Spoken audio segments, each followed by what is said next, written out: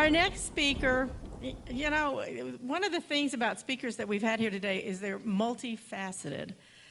Probably the thing I'm most impressed with about Jane Cormier is that she's an opera singer. How many of us can lay claim that we can sing opera? But she's also a former state representative.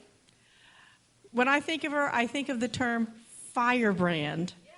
She's a Tea Party activist, and her newest role is the president of New Hampshire Right to Life, and I'm so pleased that she's come today to speak to us about that part of our Republican platform and that part that is so many of us have near and dear to our heart.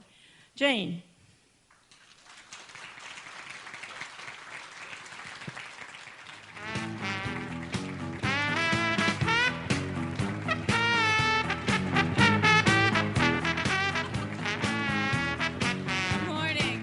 Good morning. It's so wonderful to be here. Friendly faces here. This is a friendly crowd. I don't always have that gift. I appreciate it when I do get it. So we're here to talk today about liberty. And I think I'm probably preaching to the choir here, but we all know that liberty and life are inexorably connected. And when we start to disconnect that, we get into trouble. We start to lose what it is to be American, what our founders believed it meant to be American. So now that I'm not in the political realm anymore, I'm in the life, sponsoring the message of life world.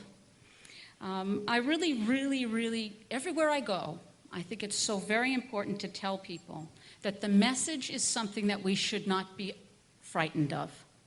That the message is so connected to liberty that if we go out there and we lay claim to that message, we can win this debate.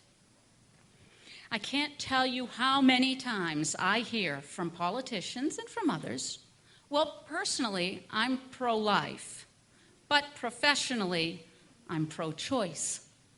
Now, I don't know what's worse about that statement, the fact that their pro-life stance is so weak that they can't follow through with it, or the fact that the principles are so skewed, their conservative principles are so skewed that they fall away under the littlest pressure. Just this weekend here in New Hampshire, a prominent conservative politician and I had this very same debate. It leaves me breathless. If you cannot understand the basic human right to life, the right to live, how can you possibly stand by a principled message toward conservatism? Now, I know that many they don't really like this message, and I know that especially in the political world, there's the message, don't talk about the social issues, right?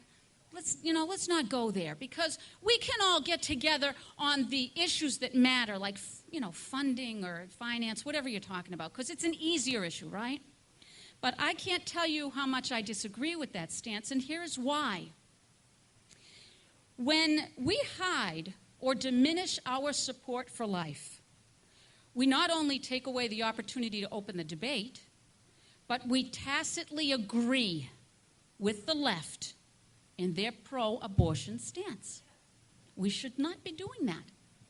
While some would ask us to leave the social issue of life alone in the political sphere, I think we do great damage to this debate when we allow that to happen.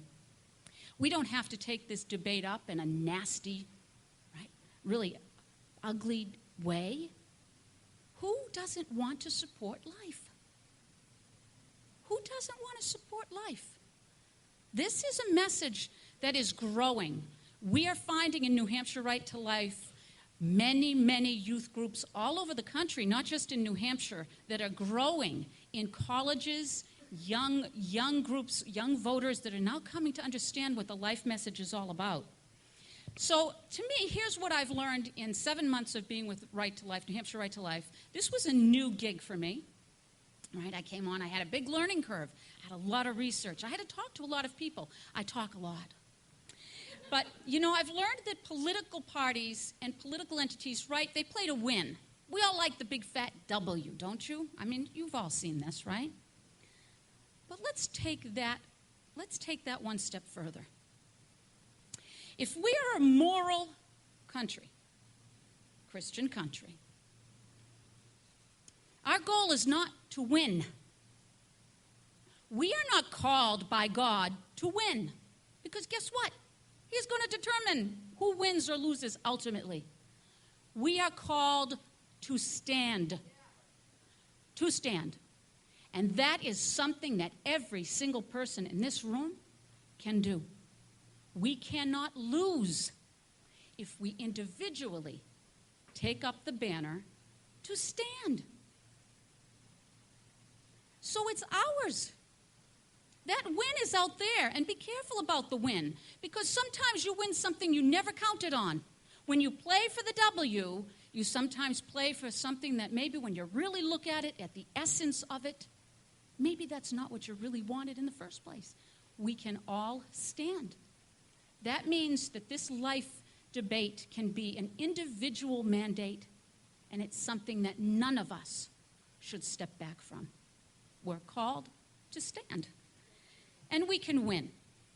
So we're going to stand by our convictions. We're going to stand by the right to life. And I want you to know it's gaining traction all over the country. We have presidential candidates that now are coming out in forthright support of what it means to support life. Young people groups, they're growing all over the place. Nothing is more important to support this message.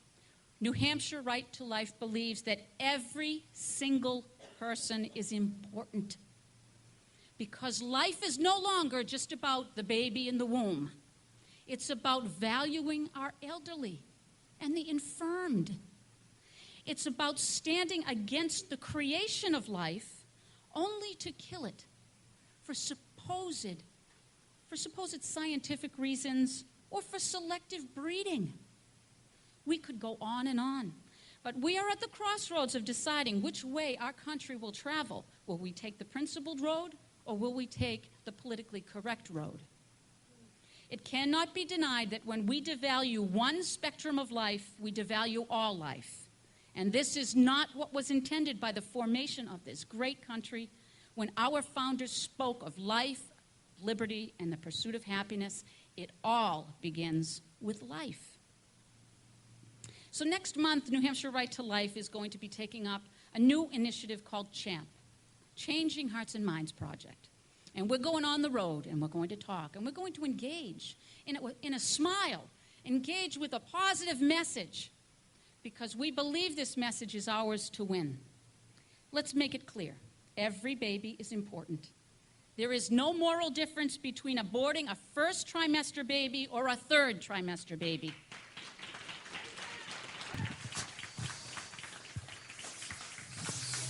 Baby with a soul, spirit, talents, and possibilities. Our job is to develop the skills to manage the abortion lobby's manipulation of the language and to expose the deceptions to the public that is the truth. The truth. Tell the truth of abortion. While pro-abortionists attempt to make their cause sound reasonable, we need to make sure that the public understands what the true meaning is behind those words. We will no longer sit and watch politicians straddle the pro-choice fence. We will work tirelessly at New Hampshire Right to Life to inform our voters and hold our public officials accountable for their voting. So I thank you very much for the opportunity to speak with you today. And I thank God every day that I live in the state of New Hampshire. And I thank God every day that there are wonderful people like you that are ready to stand up for liberty, for life, for what our founders believed. Thank you.